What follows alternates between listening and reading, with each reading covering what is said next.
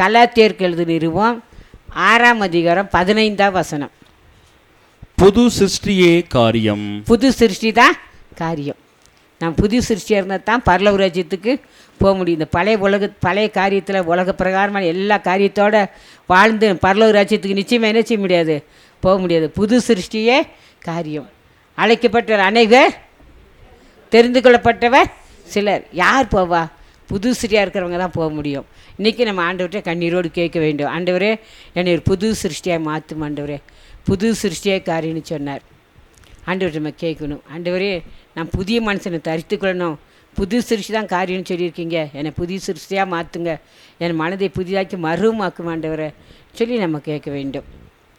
அது மாத்திரம் இல்லை, 2 கொரிந்தியர் புஸ்தகம் 5ஆம் அதிகாரம் 17ஆவது வசனம்.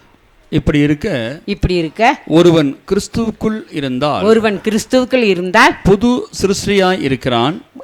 கிறிஸ்துக்குள்ள இருக்கிற என்ன செய்வாங்க? புது சிருஷ்டியாக இருக்கிறான். பழையவைகள் ஒளிந்து போயின, எல்லாம் புதிதாயின.